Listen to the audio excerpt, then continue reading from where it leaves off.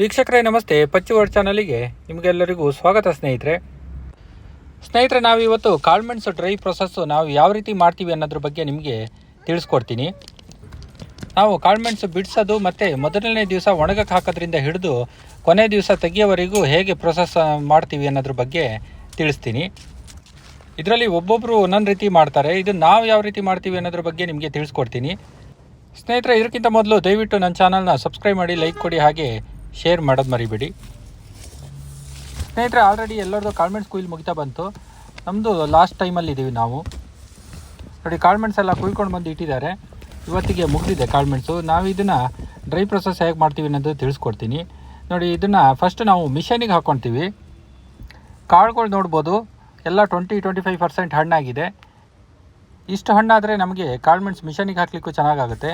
ಇದಕ್ಕಿಂತ ಜಾಸ್ತಿ ಹಣ್ಣಾಗಿದ್ದನ್ನು ನಾವು ತಂದರೆ ಮಿಷನಿಗೆ ಹಾಕಿದಾಗ ಏನಾಗುತ್ತೆ ಅಂದರೆ ಸಿಪ್ಪೆ ಎಲ್ಲ ಸ್ವಲ್ಪ ನೀರಾಗಿಬಿಡುತ್ತೆ, ಸಿಪ್ಪೆ ಎಲ್ಲ ಬೇರೆ ಬೇರೆ ಆಗುತ್ತೆ. ಅದಕ್ಕೆ ಸ್ವಲ್ಪ 20-25% ಒಳಗಡೆ ಹಣ್ಣಾದಾಗ ಕುಯ್ದರೆ ಒಳ್ಳೆಯದು ಅಂತ. ಅದನ್ನು ನಾವು ಮಿಷನಿಗೆ ಹಾಕಿ ಮಿಷನಲ್ಲಿ ಕ್ಲೀನಾಗಿ ಬಿಡಿಸ್ಕೊತೀವಿ. ಮಿಷನಿಗೆ ನಾವು ಚೀಲ ಕಟ್ಕೊತೀವಿ, ಹಾಗಾಗಿ ಕಾಳು ಜಾಸ್ತಿ ಕೆಳಗಡೆ ಬೀಳೋಕ್ಕೆ ಬಿಡೋಲ್ಲ. ಸ್ನೇಹಿತರೆ, ನಾವು ಬಿಡಿಸಿದ ಕಾಳನ್ನು ಇಲ್ಲಿ ಮೇಲ್ಗಡೆ ಕಪ್ ಟಾರ್ಪಲ್ ಹರಡ್ಕೊಂಡಿದ್ದೀವಿ ನೋಡಿ. ಆ ಟಾರ್ಪಲಿಗೆ ಕ್ಲೀನಾಗಿ ಹಾಕ್ಕೊಂಡು ಕ್ಲೀನಾಗಿ ಎಲ್ಲ ಕಡೆಯೂ ಸ್ಪ್ರೆಡ್ ಮಾಡ್ತೀವಿ. ಸಾಧಾರಣವಾಗಿ ನಾವು 1 ಇಂಚು ದಪ್ಪದವರೆಗೆ ಹರಡ್ತೀವಿ. ಅದು ಸ್ವಲ್ಪ ಒಣಗ್ತಾ ಬಂದಾಗ ಸ್ವಲ್ಪ ತೆಳು ಆಗುತ್ತೆ. ಎಲ್ಲಾದರೂ ಸ್ವಲ್ಪ ದಪ್ಪ ಹರಡ್ದಲ್ಲಿ ಸ್ವಲ್ಪ ಎಲ್ಲ ಕ್ಲೀನ್ ಮಾಡ್ಕೊಂಡು ಮತ್ತೆ ತೆಳು ಮಾಡ್ತೀವಿ. ನಾವು ಡೈರೆಕ್ಟು ಸ್ಲ್ಯಾಬ್ ಮೇಲೆ ಅಥವಾ ಸಿಮೆಂಟ್ ಮೇಲೆ ಹರಡ್ಲಿಕ್ಕೆ ಹೋಗೋದಿಲ್ಲ. ಯಾಕಂದರೆ ನಾವು ಡೈರೆಕ್ಟ್ ಸಿಮೆಂಟ್ ಮೇಲೆ ಹರಡಿದರೆ ಸಿಮೆಂಟ್ ಪೌಡ್ರು ಅಥವಾ ಮರಳು ಅದೆಲ್ಲ ಮಿಕ್ಸ್ ಆಗುತ್ತೆ. ನೆಕ್ಸ್ಟ್ ಕ್ಲೀನ್ ಮಾಡಲಿಕ್ಕೆ ಸಮಸ್ಯೆ ಆಗುತ್ತೆ. ಅದಕ್ಕೆ ನಾವು ಟಾರ್ಪಲ್ ಹಾಕಿ ಟಾರ್ಪಲ್ ಮೇಲೆ ಕ್ಲೀನಾಗಿ ಹರಡಿದ್ರೆ ನಮಗೆ ಒಟ್ಟು ಮಾಡಲಿಕ್ಕೂ ಸುಲಭ ಆಗುತ್ತೆ. ನೋಡಿ, ಕಾಳು ಹೇಗಿದೆ, ಕಾಳು ಒಳ್ಳೆ ಸೈಜ್ ಬಂದಿದೆ. ನಾವು ಟಾರ್ಪಲ್ ಮೇಲೆ ಕಾಳುಮೆಣಸು ಒಣಸೋದ್ರಿಂದ ಇನ್ನೊಂದು ಬೆನಿಫಿಟ್ ಏನಪ್ಪ ಅಂದರೆ, ಅಕಸ್ಮಾತು ಜೋರಾಗಿ ಮಳೆ ಅಥವಾ ಗಾಳಿ ಏನಾದ್ರು ಬಂದರೆ ನಾವು ಕೂಡಲೇ ಎಲ್ಲ ಒಟ್ಟು ಮಾಡಿ ಮುಚ್ಚಿಡ್ಲಿಕ್ಕೆಲ್ಲ ಸುಲಭ ಆಗುತ್ತೆ. ನಾವು ಸ್ಲ್ಯಾಬ್ ಮೇಲೆ ಅಥವಾ ಸಿಮೆಂಟ್ ಮೇಲೆ ಡೈರೆಕ್ಟ್ ಹಾಕಿದಾಗ ಮುಚ್ಚಲಿಕ್ಕೆಲ್ಲ ಸ್ವಲ್ಪ ಟೈಮ್ ತಗೊಳುತ್ತೆ. ಸ್ನೇಹಿತರೆ ನೋಡಿ, ಈಗ ನಾವು ಕಾಳುಮೆಣಸು ಕ್ಲೀನಾಗಿ ಹರಡ್ಕೊಂಡು ಅದ್ರ ಮೇಲೆ ನಾನು ವೈಟ್ ಸೋಲಾರ್ ಟಾರ್ಪಲ್ ಒಂದು ಎಳಿತಾ ಇದ್ದೀನಿ. ನೀವು ವೈಟ್ ಸೋಲಾರ್ ಟಾರ್ಪಲ್ಲೇ ಆಗಬೇಕಂತ ಇಲ್ಲ, ನಿಮಗೆ ಟ್ರಾನ್ಸ್ಪರೆಂಟ್ ಇರುವಂಥ ಯಾವುದೇ ಟಾರ್ಪಲ್ ಅಥವಾ ಯಾವುದೇ ಒಂದು ಪ್ಲಾಸ್ಟಿಕ್ ಶೀಟ್ ಆದರೂ ನಡೆಯುತ್ತೆ. ನಾವು ಈ ರೀತಿಯೇ ಮಾಡೋದು. ನಾವು ಕಾಳುಮೆಣಸು ಎಷ್ಟು ಒಣಗಿಸಿದ್ದೀವೋ ಅಷ್ಟರ ಮೇಲೂ ಕ್ಲೀನಾಗಿ ಟಾರ್ಪಲ್ ಮುಚ್ಚಿದ್ದೀವಿ.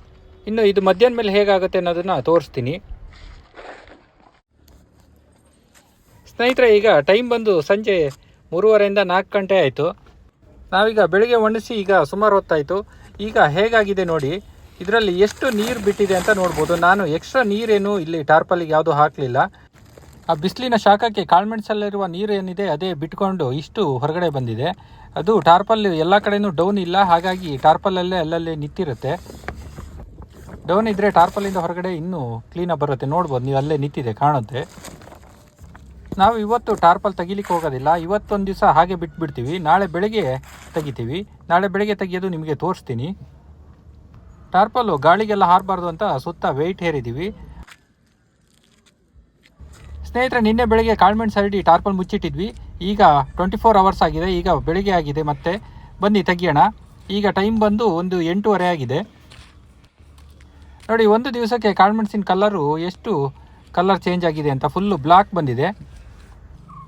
ಸ್ನೇಹಿತರೆ ನೋಡಿ, ಕಾಳುಮೆಣಸಿನ ಕಾಳು ಎಷ್ಟು ಬ್ಲಾಕ್ ಬಂದಿದೆ. ಸ್ನೇಹಿತರೆ, ನಾವು ಈ ರೀತಿ ಸೋಲರೈಸೇಷನಲ್ಲಿ ಒಣಸಿದ್ರೆ ಮಾತ್ರ ಈ ರೀತಿ ಕಾಳು ಇನ್ನೂ ಫುಲ್ಲು ಬ್ಲಾಕ್ ಆಗಿ ಬರುತ್ತೆ. ಇಲ್ಲಾಂದರೆ ಸ್ವಲ್ಪ ಹಸಿರು ಅಥವಾ ಬಿಳಿ ಕಲರ್ ಜಾಸ್ತಿಯಾಗಿ ಬರುತ್ತೆ. ನಾವು ಕಾಳುಮೆಣಸಿನ ಮೇಲೆ ಮುಚ್ಚಿಗೆ ಮಾಡಿರ್ತೀವಲ್ಲ, ಅದನ್ನು ತೆಗೆದ ನಂತರ ನಾವು 3 ಬಿಸಿಲು ಕರೆಕ್ಟಾಗಿ ಒಣಸ್ತೀವಿ. ಅಕಸ್ಮಾತ್ ಬಿಸಿಲು ಏನಾದ್ರು ಕಡಿಮೆ ಇದ್ದು ಮೋಡ ಏನಾರು ಇದ್ದರೆ ಇನ್ನೊಂದು ಬಿಸಿಲು ಅಥವಾ ಒಂದು ಅರ್ಧ ಬಿಸಿಲು ಎಕ್ಸ್ಟ್ರಾ ಒಣಸ್ತೀವಿ. ಕಾಳುಮೆಣಸು ಈ ರೀತಿ ಒಣಸೋದ್ರಿಂದ ನಾವು 2-3 ವರ್ಷದವರೆಗೂ ಸ್ಟಾಕ್ ಮಾಡ್ಕೊಳ್ಲಿಕ್ಕೆ ಸುಲಭ ಆಗುತ್ತೆ. ಬೇಗ ಹಾಳಾಗೋದಿಲ್ಲ ಕಾಳುಮೆಣಸು. ಇನ್ನೊಂದೇನೆಂದರೆ, ನಾವು ಔಷಧಿ ಎಲ್ಲ ಸ್ಪ್ರೇ ಮಾಡಿರ್ತೀವಿ, ಅದೆಲ್ಲ ನ್ಯೂಟ್ರಲ್ ಆಗುತ್ತೆ ಸಾಧಾರಣವಾಗಿ ಈ ರೀತಿ ಒಣಸೋದ್ರಿಂದ. ಈ ರೀತಿ ಸೋಲರೈಸೇಷನಲ್ಲಿ ಒಣಸೋದೇ 2-3 ಥರ ಇದೆ. ನಾವು ಈ ಸ್ಟೆಪ್ಪನ್ನು ಫಾಲೋ ಮಾಡ್ತೀವಿ ಸಾಧಾರಣವಾಗಿ. ಸ್ನೇಹಿತರೆ, ನೀವು ಕಾಳುಮೆಣಸನ್ನು ಯಾವ ಮೆಥಡಲ್ಲಿ ಒಣಸ್ತೀರಿ ಅನ್ನೋದ್ರ ಬಗ್ಗೆಯೂ ತಿಳಿಸಿ. ನೋಡಿ, ಟಾರ್ಪಲ್ ತೆಗೆದ ಮೇಲೂ ನೀವು ಟಾರ್ಪಲಿನ ಸೈಡಿಗೆಲ್ಲ ನೀರು ಬಂದು ನಿಂತಿರೋದು ಹಾಗೇ ಇದೆ. ಅದು ಒಂದು ದಿವಸ ಬೇಕಾಗುತ್ತೆ ಕ್ಲೀನಾಗಿ ಡ್ರೈ ಆಗಲಿಕ್ಕೆ. ನಾವು ಕಾಳುಮೆಣಸು ಒಣಸುವಲ್ಲಿ ಸ್ವಲ್ಪ ಡೌನ್ ಜಾಸ್ತಿ ಇದ್ದರೆ ಆ ನೀರು ನಿಲ್ಲಲ್ಲ, ಕ್ಲೀನಾಗಿ ಹೊರಗಡೆ ಬರುತ್ತೆ. ನಾವು 2 ದಿವಸ ಬಿಟ್ಟು ಕಾಳುಮೆಣಸು ತೆಗೆಯುವಾಗ ಆ ಸಮಯದಲ್ಲಿ ಕಾಳುಮೆಣಸು ಯಾವ ಕಲರ್ ಬಂದಿದೆ, ಅದು ಎಷ್ಟು ಡ್ರೈ ಆಗಿದೆ ಅನ್ನೋದನ್ನು ತೋರಿಸ್ತೀನಿ. ಸ್ನೇಹಿತರೆ ನೋಡಿ, ಈಗ ಕಾಳುಮೆಣಸು ಕಂಪ್ಲೀಟಾಗಿ ಡ್ರೈ ಆಗಿದೆ. ಇವತ್ತೀಗ ಸಂಜೆ ನಾವು ತೆಗಿತೀವಿ ಕಾಳುಮೆಣಸನ್ನು. ನೋಡಿ ಕ್ಲೀನಾಗಿ ಕಾಳುಮೆಣಸು ಡ್ರೈ ಆಗಿದೆ, ಕಲರೆಲ್ಲ ಹೇಗೆ ಬಂದಿದೆ ನೋಡಿ, ಫುಲ್ಲು ಬ್ಲಾಕ್ ಇದೆ ಕಾಳು. ನೀವು ಈ ರೀತಿ ಸೋಲರೈಸೇಷನಲ್ಲಿ ಒಣಗಿಸ್ದೆ ನೀವು ಡೈರೆಕ್ಟಾಗಿ ಹಾಗೆ ಒಣಗಿಸಿದ್ರೆ ನೀವು ಈ ಕಲರು ಯಾವುದೇ ಕಾರಣಕ್ಕೂ ಬರೋದಿಲ್ಲ. ಸ್ವಲ್ಪ ಹಣ್ಣು ಜಾಸ್ತಿ ಇರುವ ಕಾಳು ಮಾತ್ರ ಸ್ವಲ್ಪ ಕೆಂಪಗಿರುತ್ತೆ, ಮತ್ತು ಎಲ್ಲ ಕಾಳುಗಳು ಫುಲ್ ಬ್ಲಾಕ್ ಇರುತ್ತೆ.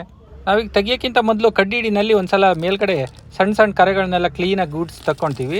ನೆಕ್ಸ್ಟು ನಾವು ಫ್ಯಾನಿಗೆ ಹಿಡಿದು ಬಿಡ್ತೀವಿ, ಫ್ಯಾನಲ್ಲಿ ಕ್ಲೀನಾಗಿ ಧೂಳೆಲ್ಲ ಹೋಗಿಬಿಡುತ್ತೆ. ನಾವು ಬೇರೆ ಯಾವುದೇ ಕಾಳುಮೆಣಸು ಕ್ಲೀನಿಂಗ್ ಮಿಷನ್ ಯಾವುದೂ ಇಟ್ಕೊಂಡಿಲ್ಲ. ಸ್ನೇಹಿತರೆ, ನಿಮ್ಮ ಸಪೋರ್ಟ್ ಹೀಗೆ ಇರಲಿ. ನೆಕ್ಸ್ಟ್ ವಿಡಿಯೋದಲ್ಲಿ ಮತ್ತೆ ಸಿಗೋಣ. ಬಾಯ್ ಸ್ನೇಹಿತರೆ.